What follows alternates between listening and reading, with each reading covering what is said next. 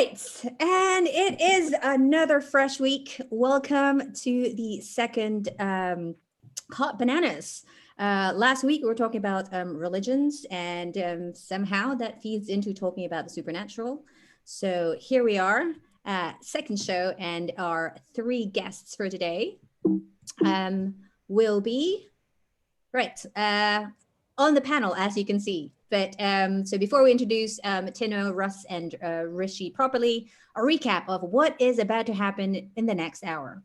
So the format of our essentially history improv show is that we will have three special guests reveal their signifiers, their social object. You know, what is the thing that gets them talking about the supernatural with such passion, or maybe horror, and then we will hopefully have some lovely conversations, a bit of chit chat, this and that.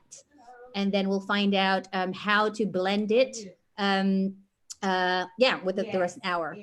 And yes, so our special guests today are Timo, Russell, and Rishi. Yes, they'll have their own titles, which you can read, but also they are just what we'll call the strange seekers. So over to you, Timo. Yes, put you on the spot. Okay. So I'm going first. I'm presenting my artifact first, am I? Yes. Okay, well, the supernatural, it's sort of linked to spirituality, isn't it? And my image is, it might seem like a far too obvious one. And it is. Okay. I'm trying to share my image here, and it's not letting me do it for some reason. Desktop. Okay. This is we can edit this just fine. There we go. Can you see my desktop image, everyone? Yes. This. Why am I sharing this? It is because it's a kind of sequence of images in my head that I've had for quite a long time about our yearning for the supernatural, I guess. Now, this is an image from the sort of 14th century. I think it's by Giotto. It's a fresco.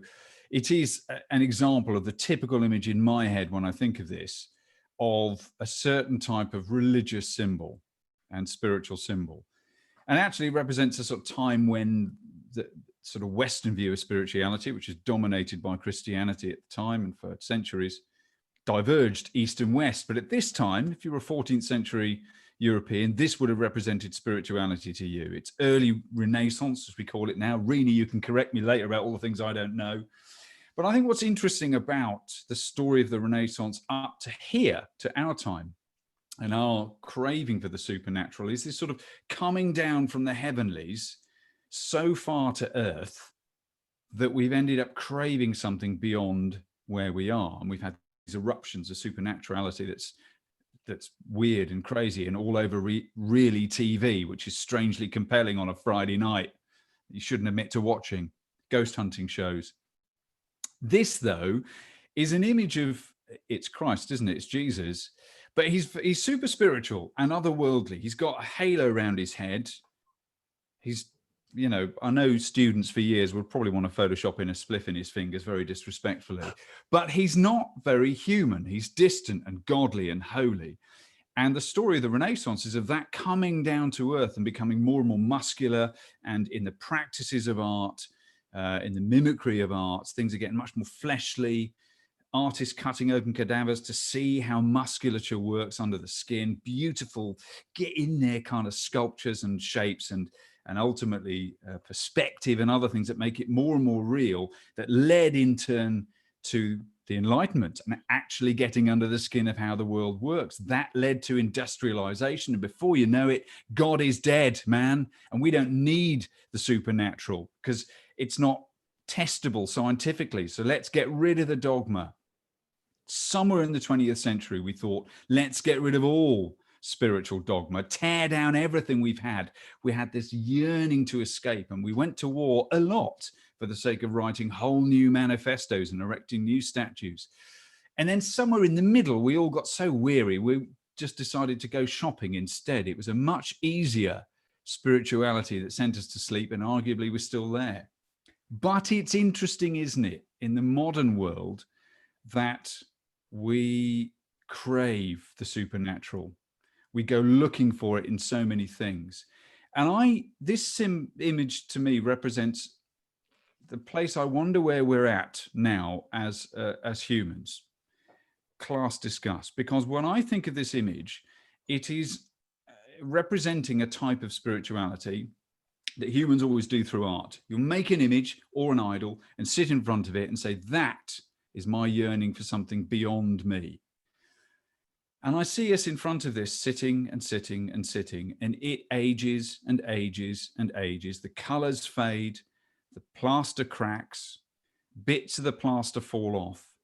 And I see us as humans collectively sitting around this image of otherworldliness, getting disaffected with it, and actually wanting to slightly niggle it and get our finger in there and start to pick off the plaster. And then we're into some sort of motion of, nah, this isn't good enough. This flat image of a beatified, unemotional, otherworldly God and spirituality. And I can see us starting to claw at the plaster until more and more of the face of God is missing, and it's just fragmented colors around the edge. And still we keep tearing, and it's all just plaster and fragments of image. And we're scratching away until we start to get to the brick behind.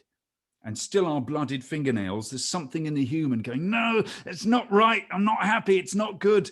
Until we're scratching away and a lot of the plaster's gone, just this halo of image and color left that's faded, still with our blood in the brick now and bits of plaster, we're scratching away until we're starting to scratch through the brick until our finger goes right the way through and there's a shaft of light.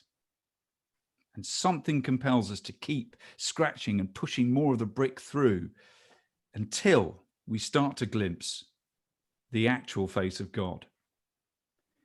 Now, I think there's something going on with us right now, age of Aquarius, man, whatever it is, that is compelling us to revisit the world around us like we only just started to, beyond centuries of dogma. And the question is for us now, as people growing up in a post-rational society, is spirituality, is the supernatural really there? Is it important to us? Is there God? That question doesn't go away. And what is our spiritual place in the universe? I think we're in a place where we're starting to poke through the brick, and quantum physics and other stuff is start to get consciously freaky about its language and intermixing in complexity. So many wonderful ideas. And the supernatural, I think, is just trying to break into our stories and imagination. So this, going back 600, 700 years, makes me think of the journey we're on, and that we might be at a supernaturally exciting time for who knows what, but much more curiosity about the supernatural. Great, thank you. We are going to have thoughts, and we are going to save that and contain the energy after the two presentations so that we can do compare and contrast between the three social objects. I've written some notes and so much to say about it. Right, so let's do tag team, and thank you, Timo, for kind of sharing with us your thoughts on the supernatural based on the image of one image of the Christ. And we are now tagging Russell. Over to you.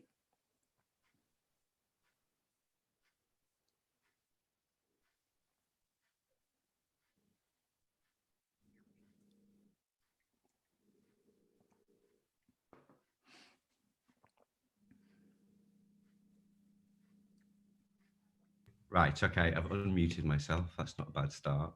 And can you see my thing? We can. Slides thing, yeah, okay. How do you make it go full screen? I forget. Ooh. Oh.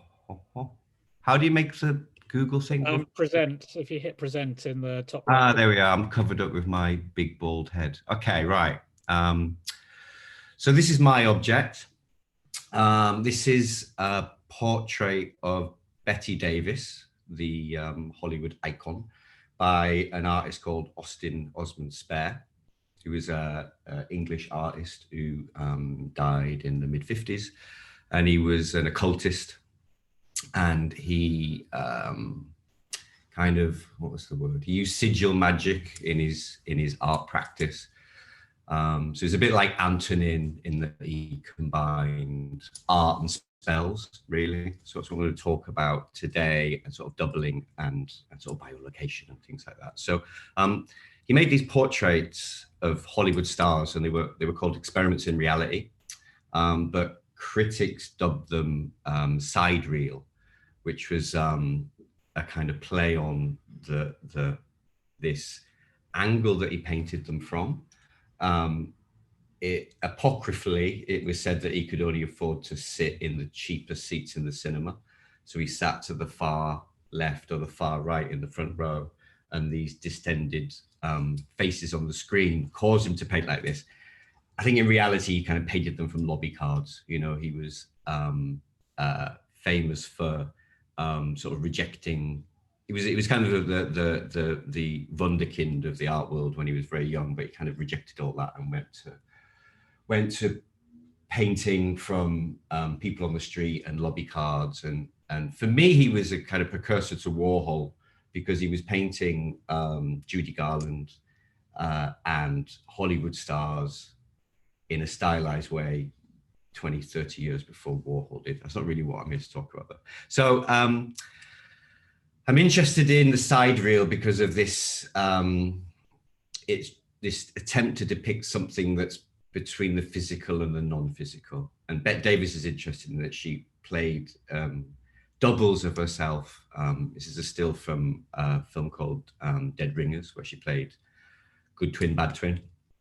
And then there's A Stolen Life, where she played sisters again, one good and one bad. So she was often playing with sort of duality and versions of herself on the screen. This is the, I need to minimize this video, there we go. So this is the definition of side reel from the book by Spare by Philip Baker. And this suggestion of an image viewed from elsewhere, I think, is what I want to talk about. And this is a quote from Transcendental Magic, and it talks about how the one body is awake and the other one is the other non-physical body is doing stuff while you're asleep. You know, and there's this kind of connection between the real and the not real. So he also painted Joan Crawford. This is his painting of Joan Crawford, who Bette Davis and Joan Crawford were huge rivals. Bette Davis played Joan Crawford in a stage play that was based on a script that her ex-agent wrote, which was sort of not very flattering about her. And then they also played sort of doubles of themselves in Whatever Happened to Baby Jane. So this supernatural, doubling, real, not real versions of themselves, Bette Davis did, and they kind of played with each other's on-screen personas, I think. So this is Spare.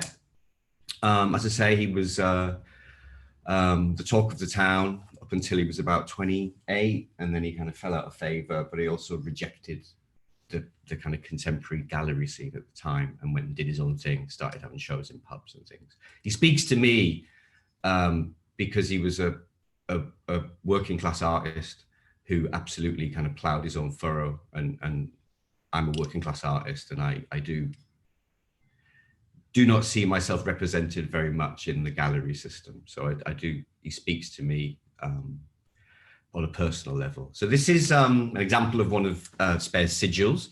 So he took what the Golden Bough did with sigils, which is all about robes and ceremony and blah, blah, magic, supernatural. And he turned it into a kind of everyday system that anyone could use. So he had no truck with the kind of accoutrements of the supernatural. He just saw this as a way of visualizing your desires and then making them come true in the real world. So yeah, he did a series of tarot cards, and yeah, I want to talk about, I'm going to lead on to talking about this sense of being in one place and the other, which is witchcraft, sorcery, supernatural. And I want to talk about sort of romance scans and occult technologies, and how that links back to this portrait of Spare. So the image on the right there is from a website called This Person Does Not Exist. So these are machine learning generated portraits of people.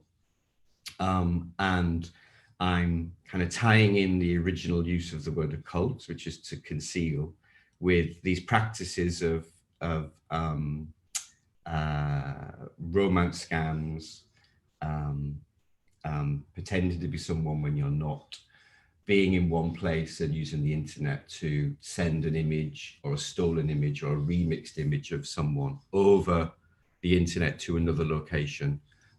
So I would argue that maybe Tinder is a piece of occult technology. It hides and conceals, and you reveal what you want about it. There's this Ghanaian practice called Sakawa, which is it fuses occult technology and the supernatural, where the idea is that they're called Sakawa boys. They set up a profile on the internet, which could be a stolen image, or it could be a duplicated image like this one here, and they create a narrative around it, and then they use ritual, Sakawan ritual, which is performing various acts, to charge their dating profiles, their emails, their message board posts with persuasive power. And Ghana is the romance scam center of the world. They make more money using this technique than anybody else. So there's a kind of shared belief from the people on the street who want to earn money, because this is the biggest industry there, to the priests in the church denouncing it, to the priest who sells spells to the Sakawan boy to give them their occult power. So it's a Hausa word, and it means putting inside, or how to make money. So it's this combination of, I think, supernatural, doubling, or what's the word? I've forgotten it. Anyway, being in two places at one time, and I think the kind of trying to capture this sort of non-real, real state, which I think, if I go back to here, you know, the image on the right is real, but it's someone who also isn't real. And I think that if I just bang back to my first picture there, yeah, I think that's why I want to link the Spare's use of occult power, Sakawa Boy's use of occult power, occult technologies that hide who you are, and the supernatural, slightly Shaggy Dog take on that. But that's my that is my piece. Great. Thank you, Russell. Wow. More scribbling on my notes, trying to kind of make sense of what you've just shared with us, keywords and connections and patterns, which I'm sure are already emerging. However, more pause as we then allow Rishi to be our third strange seeker. And over to you.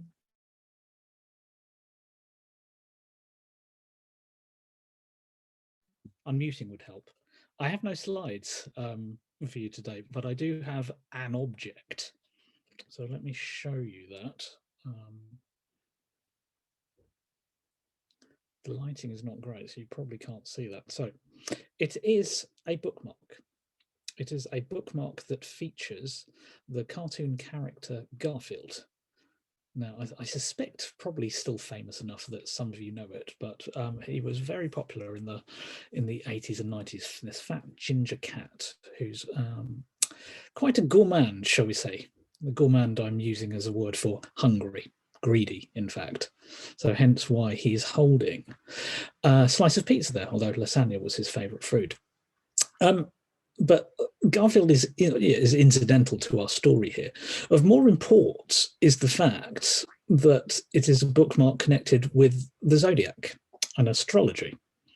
At the top of the bookmark, it says Sagittarius. That happens to be my star sign. Underneath is a description of what the star sign has supposedly as its features, and especially regarding personality. Let me read those to you. Very expressive, has an open mind, is friendly and sincere, can sometimes be irresponsible and tactless. Oh well, nobody's perfect. Now, as much as I would like to say that it's all about the cat being supernatural, it's not. And I've kept this object for nearly 30 years now, if not more, actually. So that's how long I've had it. And that speaks to something around the way in which ideas of the supernatural play in our lives and stay in our lives without necessarily us even recognizing that and contemplating that. And I say that because most of us engage with ideas of the supernatural every day without even realizing it. You will all undoubtedly cast a glance at your horoscope in the metro. Whether you believe it or not, whether you think about it or not, you will still look there. You will still go there. And so this speaks to a demand of sorts, even in an age where most mysteries, nearly all mysteries, have supposedly been explained by science, have been unwound. Even in an age where policy and technocracy is what drives and dominates how we take decisions at a societal level, at a collective level, even as things like microeconomics help to supposedly explain how and why we take decisions at an individual level, and psychology starts to suggest how we start to behave and destroy arguments around rational behavior, even. All of this is still, is going on, and yet, we crave bigger explanations, simpler explanations, explanations that we know, if we even stop to think about it, have no chance of being sane, of being right, of being rational. How can all of us be divided into one of 12 groups?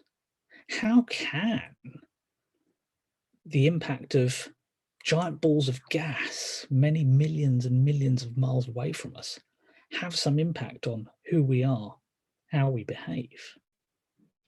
And yet it's there, and yet we still want it.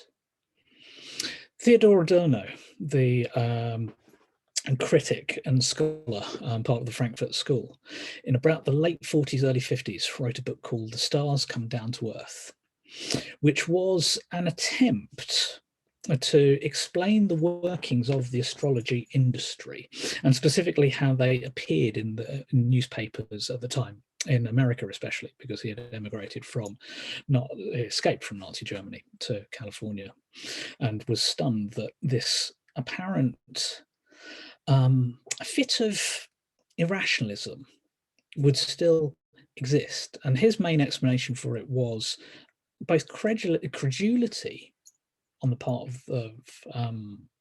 of the readership, but also an economic imperative to serve that credulity.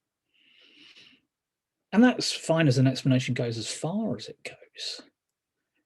But it does start to suggest that this is something that's hardwired within us as a species that tells stories, and is the only species that we know of that tells stories. One of the stories that we appear to need to tell is that we are subject to and controlled by even forces that are beyond us and beyond our own rational explanation, beyond even our own ability to experience them. So cycle back to the actual word supernatural. There's something in the word super. Super as above, super as beyond, super as unable to touch what is nature. And maybe that is almost the key idea here, that actually the supernatural is a natural part of who we are and how we think. I'll leave it there. Fantastic. Oh, thank you, Rishi, on how Garfield can kick off a conversation about very poetic conversations, really drilling down into words of what supernatural and all its descriptions. So I will now open the floor for us to finally reveal the kind of thoughts and opinions and questions, perhaps, with the three of you of what has been presented so far. And I shall, of course, do a recap. So I will put on screen the three said social objects for a reminder of what our signifiers are, what our objects are. So over to you three. Oh, blimey, that's an invitation to start. One thing struck me. We've all gone for some form of individual to illustrate our thinking here. Jesus, Betty Davis, Garfield. What does that says something about the way that we want to manifest ideas of the supernatural, doesn't it? It does, and it's quite a dinner party list you've put together there. Yes, we need icons, don't we? We need people to hang things off and characters, almost like it's a story. Yeah, and but that's interesting in of itself, isn't it? Because there's something around the word supernatural which suggests these numinous forces that we can't latch onto, that we can't hold onto. So instinctively, we need to try and find ways to create a way of holding onto them, a way of grasping them. And we are humanizing, we are characterizing immediately as a way of doing that. So even in our attempts to grapple with ideas of the supernatural, we have to, almost by definition, start to bring them down to the level of the human. Yeah, I mean, I think that for me, the cinema is maybe the closest that we can get to understanding things that aren't real, the unreality of it, of, these ritualistic acts, that are played out on the screen in front of us. And I think you're right. I mean, I've taken my interest in supernatural boils down to someone pretending to be somebody else on the internet to extort money from them. Mm-hmm. But as earthly as it gets.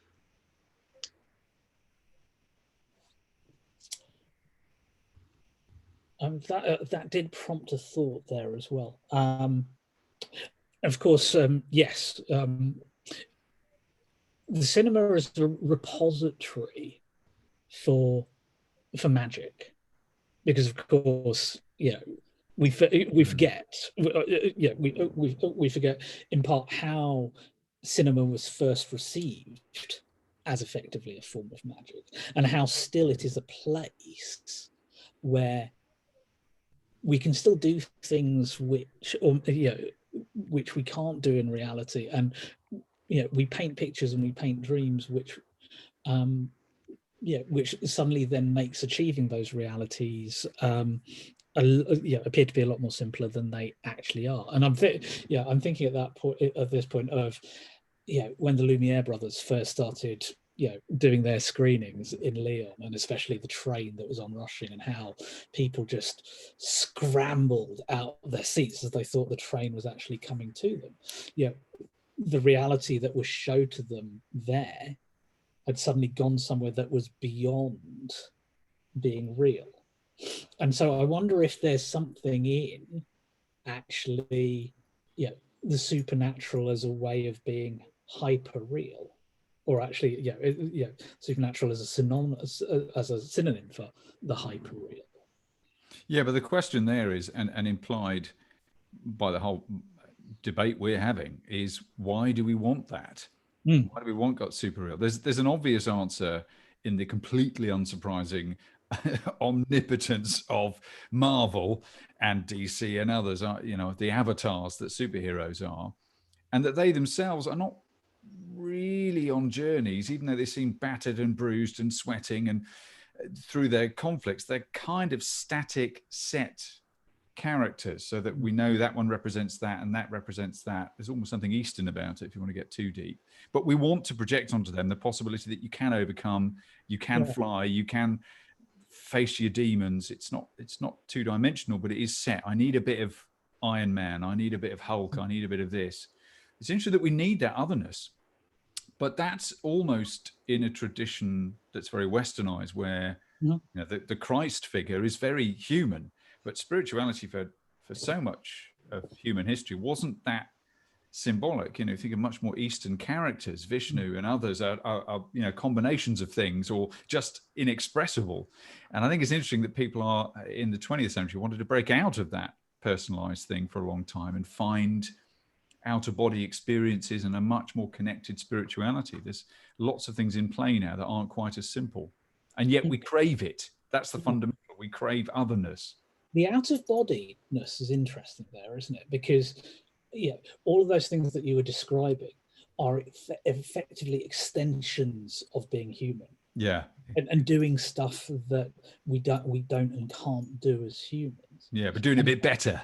Yeah, precisely. And so it's odd that evolution has given us this consciousness, and almost one of the immediate things that we want to do with that is get the hell outside of it. Yeah, go more and bigger and bigger and bigger, and it's there's the restlessness almost with that's implied by ideas of the supernatural is something is something restlessness. I like that word. Yeah, is intriguing here as well. We think of it as spooky, don't we? But we don't think of it as what happens if we call it it's almost it's humanity plus, isn't it? It's trying to get to stuff that is outside us, beyond our reach, beyond our grasp. Sorry, Timo. No, go for it. I just wonder whether the sort of digital space, and you Timo, you're talking about the poking through the brick, now more than ever, and I wonder whether the digital space and this ability to cast yourself in different roles and make yourself Iron Man or Captain America to somebody in a different location than you, and someone who can believe that you are that creation. I wonder whether that has kind of accelerated this reaching out and this out of body and this becoming other and being dissatisfied with this.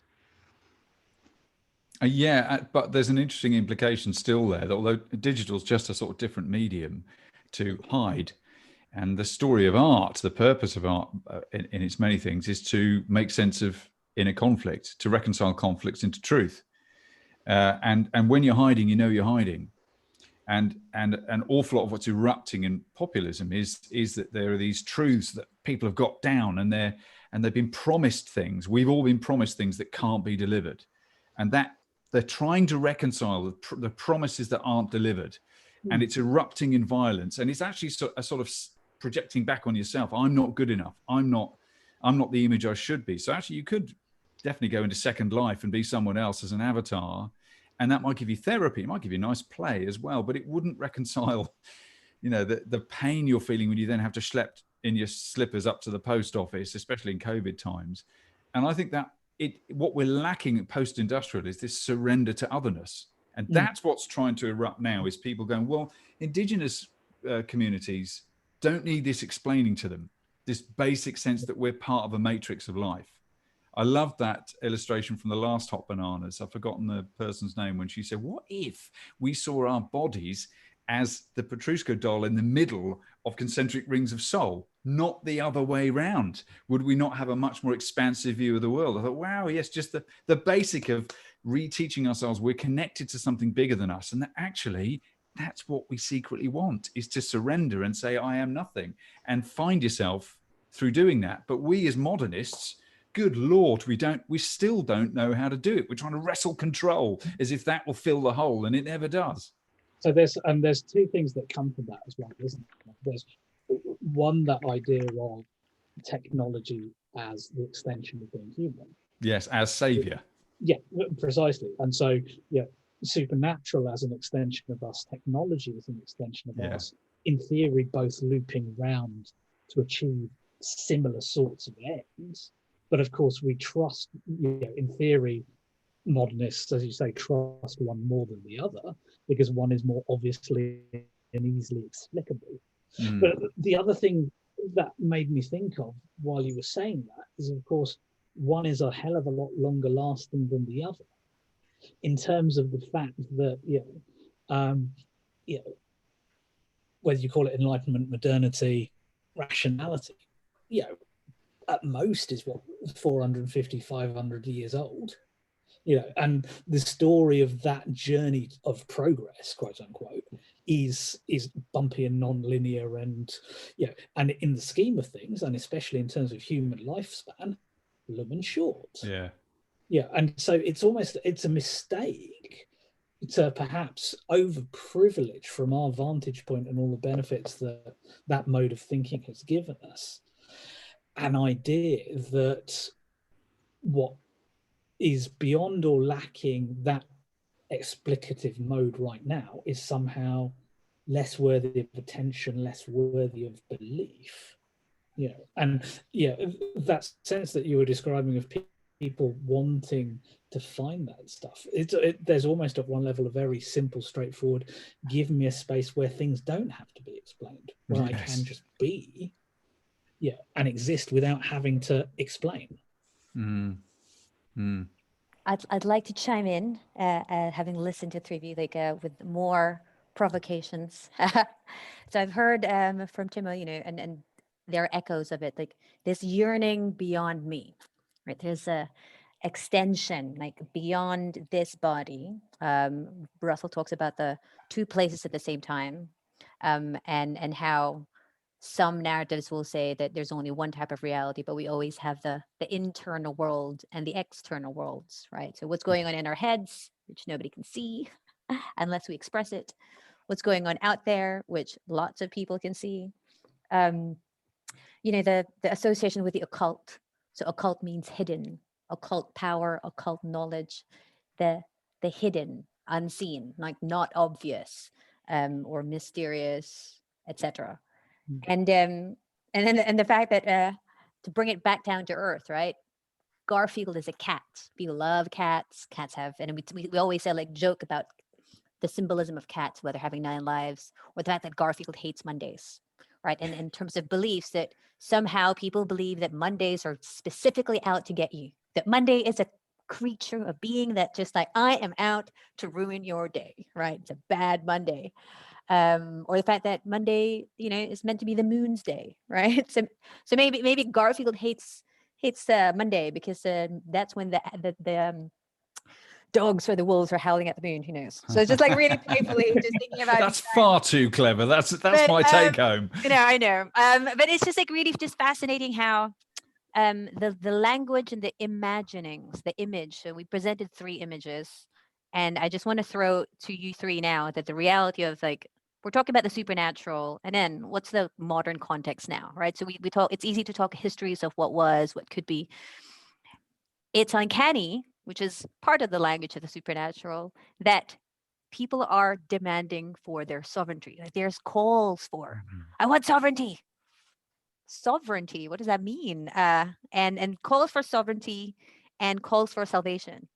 Someone save us, someone just save us from all of this show, or that's it, it's this president, it's that prime minister, I don't know, someone, Marcus Rashford, I don't know, anyone. So I'll over to you again. I love the idea of sovereignty and salvation, that we're demanding both simultaneously. Somebody just sort all this shit out, please. And at the same time, I want to be absolutely the person in charge. Yeah, how human is that? It is, but it speaks to, it speaks to the limits of modernism and rationality, in the sense that what we're seeing is the breakdown of an 18th century invention, the nation, its inability to cope with particular issues that we're facing now, and particular ways of being able to solve it. So part of the appeals for a strongman, part of the appeals for a Superman to come save us, are actually deeper-seated reflections on the essential exhaustion of a particular geopolitical, a particular human invention.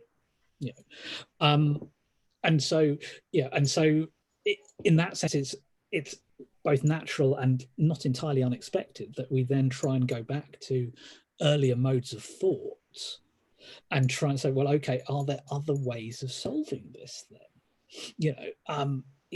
Don't be surprised if you see more theocracies pop up in the next 50 years as people try to balance the nation state and a supernatural way of governing, which is religiously driven. That's theocracy, isn't it? And of course, previous experiments at theocracy not having been all that successful isn't going to stop anyone, because that's hey, we'll do it better. We'll again this time. But I want to cycle to though what Rena was suggested about that voice inside, because it's only when she said that when I thought, actually, supernatural as in outside of us, yes, of course, but what does neuroscience keep coming back to as the hard problem? Explaining consciousness. And I hadn't really thought of it until now, but we effectively all carry some form of ghost in our with us. We just call it soul, we call it consciousness, we call it inner voice, but we can't explain how it's there. We can't explain how it works. We say that we can make it manifest through art and expression or other things, but is that us really? So again, that Matryoshka soul type thing, if we're all effectively carrying something that is potentially supernatural within us anyway, because we can't explain what that is or who that, what that soul craft is. I wonder whether the answers with the physicists and their discovery of the unified field and attempt to explain why we sense each other when we don't see each other, and the kind of, I suppose, as the transcendental meditators would call the sort of scientific validation for their practice, the fact that you can, and I practice that, and I'm as cynical, as skeptical as they come. I'm an atheist. I don't believe in anything apart from, comics and movies. But I've sat in a room and meditated with a group of people, and it is different. It's unexplainable, apart from maybe this supernatural force that the scientists have called the unified field, the shared consciousness. There is nothing like experience to destroy atheism. And I say that in part because I once was on a writing course down in Devon, Tockley Barton, and it was about 2 a.m. and crossing from room to barn to do something and just looking up. And of course, you see a night sky in Devon that you never see in London. One that's clear and it's not obscured by light pollution or the rest of it. And it's one of the most jaw-droppingly beautiful sights I've ever seen. And your rational brain knows, of course, that these are just giant balls of hydrogen and helium floating around a central core, and doing their thing and spinning on their axis. But it's very, very hard at that point to not look at that beauty and that wonder and not believe that something else, something bigger, has actually pulled that into being, has created that. Because it's almost too much for us to comprehend as a consciousness that all of that above is chance. And so it feels like there's something here where where we are just effectively saying the supernatural is just where we park everything that particle physics can't explain yet. and we're trusting that particle physics will come and explain it. But Keats said philosophy will unweave a rainbow 250 years ago. Still hasn't. In a way, these things are all different. They're championing different truths, and I've really come to see my atheist friends and my friends who have specific faith as very similar. That they're acts of very conscious faith, very conscious value, a sort of chosen view of the world in some respects. That I wonder whether I feel, in fact, the challenge for our generation is to put these together and stand in the same room and acknowledge each other's atheism with other particular faiths. If you can see it's somebody standing in truth, not pretending to just hide behind a mask, then to me, there's something there that could add up to more than some of its parts, where we embrace the truth that atheism is defending rightly, the anger that there is in atheism, and the truths that other people's experiences are. I like the idea that we could stand in a room and go, I need your truth, and I need yours, and I need yours. And it sounds a bit sappy, but there's something going on with humans at the moment where I think that's our challenge, to rather than compartmentalize it all up, we must escape and be somewhere else entirely, forget the corporeal, or we must just live in the muscle and blood and there's nothing else. But to me, it's both. And I find the idea of spirituality or supernaturalism a really handy anchor into an X factor. It's quantum computing. I need that kind of unknown, the X, to drop an anchor into, to go, right, that somehow this will explain the bits we can't see. And that's a get out of jail card, but I find it keeps me sane. It is, and it's interesting there because, of course, that escape from corporeality is a way of in part dodging what it is to be human. Yeah, dodging. I like it. Yeah, which is a lovely sleight of hand, of course. But yes, but of course, that idea that we can just a friend of mine, says, one of the most intelligent people that I know, she talks a lot about how she wishes that she was just a brain in a jar, because her body lets her down so much, and again, so much of, human thought, especially over the last 150 years, is that wanting to break beyond the bounds of the human body, and go to that numinous place that we can't touch, that doesn't exist. And I keep cycling back to that David Foster Wallace line: every love story is a ghost story. This sense that we cannot, our curse as humans is to have a body and to know that we have a body and be trapped by that body, and apart from very limited technological interventions, be unable to get out of that body. So the curse of the human is, or the path of enlightenment is acceptance. And you learn that accelerated in addiction recovery. When you've been broken to bits, that's when you start to get the value of human life. And ironically, that's when you can become stronger. I think I observe that. So how do you accept your limitations? How do you live with your body when it is just going to be unfairly different? You'll never get that bit. You'll never improve that. Is that spirituality? I was going to say, though, sidetrack to spirituality, simply ask the group, has anybody had a supernatural experience? I mean, the closest for me was that the meditation moment. It was something that, because I got into it as a coping tool, to calm the brain down for 40 minutes a day. And to have a moment when the only moment, I suppose actually it's the whole fucking thing.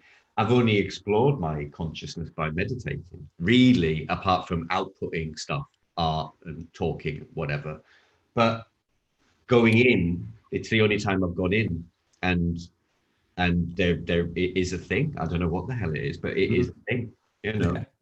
I think that that 20 minutes, that first 20 minutes of doing it and being trained on it, but kind of that stillness and lack of stimulation, I suppose, lack of externalness.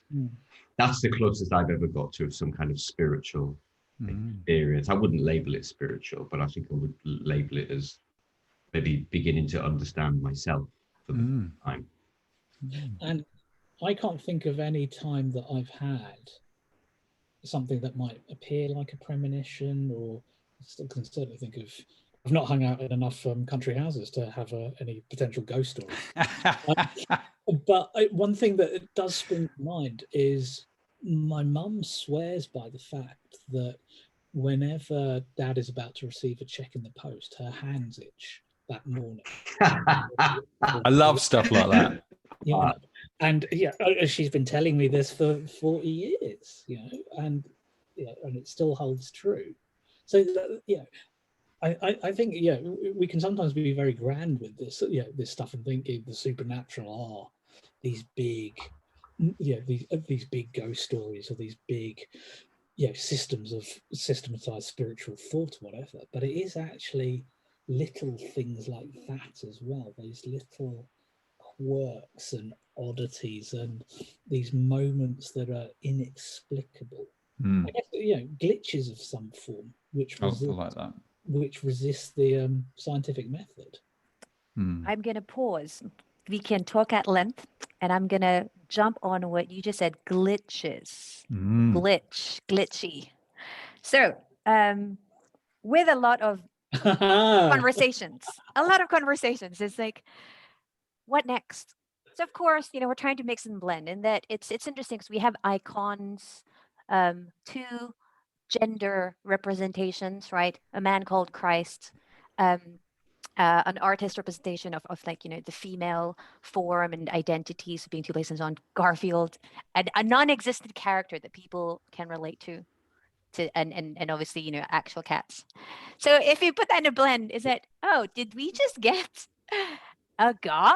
I believe we did. A cat god though, from Egypt. So it's just funny because like Russell was talking about sigils and icons and the domestic deified or the deified domesticized. And I'm just laughing like, is this a sign? Are we meant to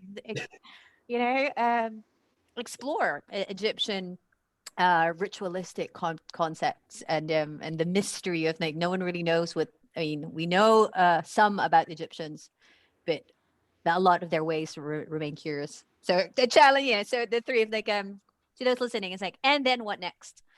What do we do? What do we do? How can we take the next step? Right? We don't, not a solution, not the silver bullet. How do we get to next? I wonder. Next is interesting in that context, though, isn't it? Because that implies some sort of movement. And one of the things that the word supernatural throws up to me is a sense of always there and ever present. It is the stuff that is and surrounds us that we can't reach, that we can't touch, but we can't explain scientifically either. So I'm not sure that there is a next to aim for or progress to aim for in that sense. Yeah, are we supposed to be heading for enlightenment? Is it something inevitable? We've just got to survive, like being cast downstream over rapids. Is it a putting together of things, and what does this mean for the individual? It's all of us are thrown into this moment in time where collectively we know what we know at that time. Is there a purpose in enlightenment, or is this really just about finding contentment so that we can resonate more clearly into the whole? It's about finding that, I guess, isn't it, where we're not feeling mad.